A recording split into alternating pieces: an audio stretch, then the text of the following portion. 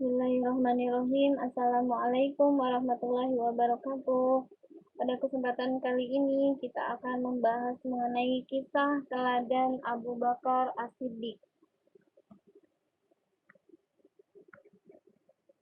Riwayat Abu Bakar As-Siddiq. Nama asli Abu Bakar As-Siddiq adalah Abdul Ka'bah. Setelah memeluk Islam, Nabi Muhammad SAW memberi nama Abdullah bin Quhafah At-Tamimi karena dilahirkan dari Bani Taim, dari golongan Quraisy.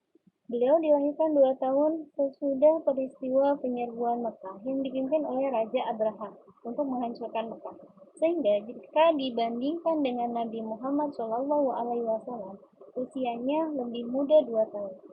Abu Bakar As-Siddiq tinggal di kampung yang sebagian besar masyarakatnya adalah pedagang yang sukses. Satu kampung dengan Khadijah, istri Nabi Muhammad SAW.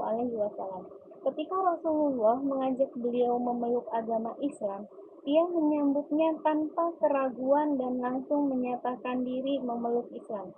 Sehingga beliau termasuk golongan as-sabiqun al-awwalun, sahabat yang pertama kali masuk Islam.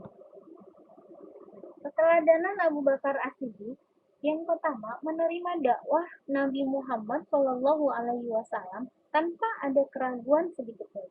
Yang kedua, harta bendanya untuk perjuangan dan melindungi yang lemah.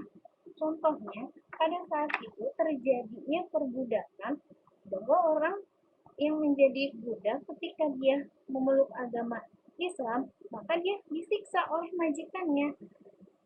Nah, oleh karena itu, Abu Bakar As-Siddiq menggunakan hartanya untuk memerdekakan budak tersebut seperti Bilal bin Rabah, Amir bin Fuhairah, Abu Faksihah, dan Labibah.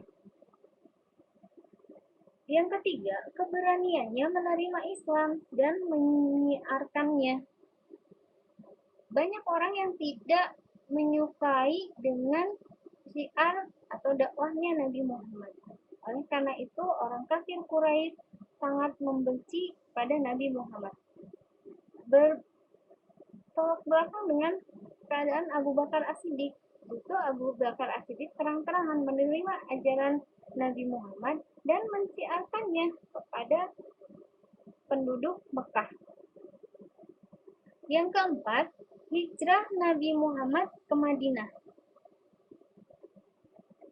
Karena kondisi di Mekah sudah tidak memungkinkan bahwa banyak kaum kafir Quraisy yang membenci dengan dakwahnya Nabi Muhammad dan bahkan sudah tidak memungkinkan untuk tinggal di Mekah, akhirnya Nabi Muhammad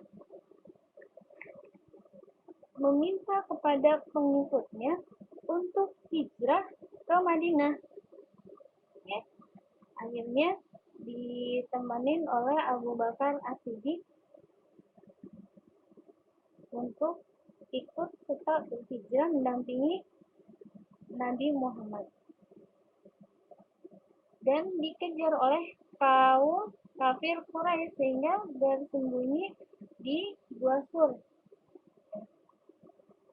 Dan alhamdulillah Allah menyelamatkan Abu Bakar dan Rasulullah dari kejaran kaum kafir Quraisy.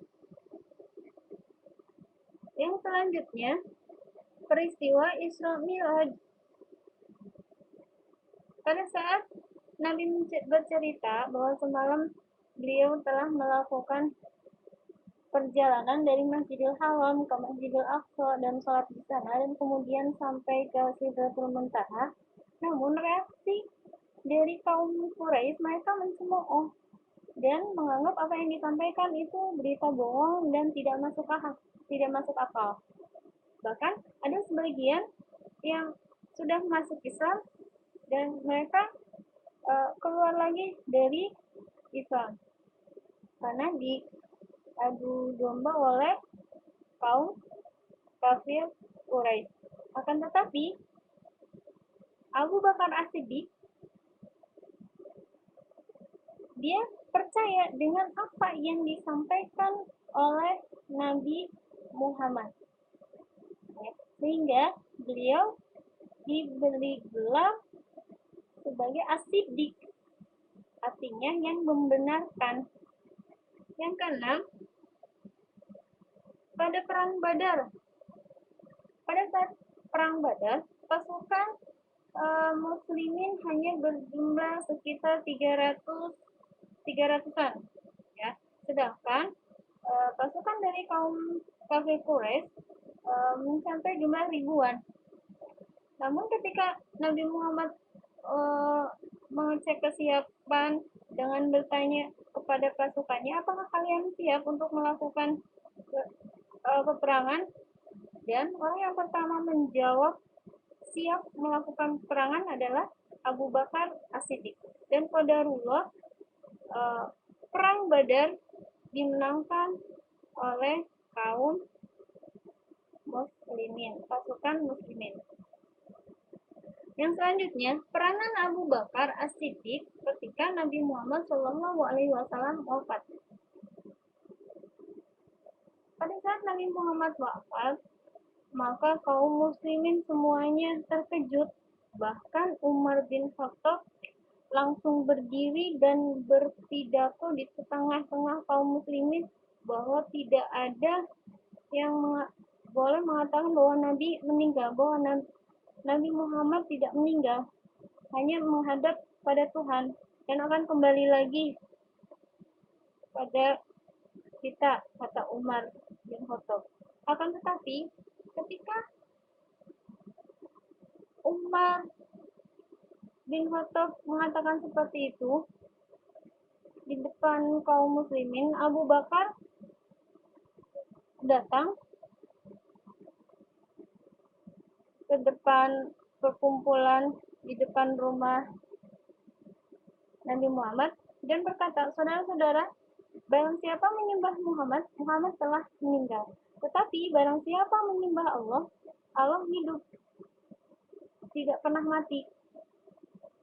Sesuai dalam firman Allah, surat Al-Imran ayat 144. Dan seketika Umar bin Khattab langsung jatuh dan tersungkur. Disinilah peran Abu Bakar As-Siddiq yang mampu meredam situasi di saat bagaimana kaum muslimin tidak mempercayai Rasulullah SAW.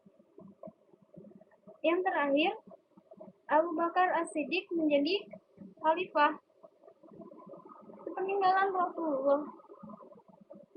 Ketika Rasulullah wafat, timbul perdebatan siapa yang akan menggantikan Rasulullah sebagai imam sekaligus sebagai pemimpin, sehingga disepakati oleh para sahabat yang menunjuk Abu Bakar As-Siddiq sebagai khalifah untuk memimpin kaum muslimin dengan pertimbangan bahwa beliau adalah sahabat yang pertama memeluk agama Islam, orang yang sangat setia melindungi dan mendampingi Rasulullah, menyerahkan harta dan jiwa raganya untuk kepentingan Islam, sahabat yang pertama kali membenarkan peristiwa Isra Mi'raj, sahabat yang menjadi imam sholat di kala Rasulullah sedang sakit. Yang terakhir, jasa-jasa Abu Bakar As-Siddiq pada saat menjadi khalifah. Yang pertama, memerangi kaum murtad dan nabi palsu, memerangi umat yang ingkar bayar zakat, selanjutnya menghimpun Al-Quran, dan melakukan perluasan dakwah Islam ke Irak dan ke Syam. Demikian, wassalamualaikum warahmatullahi wabarakatuh.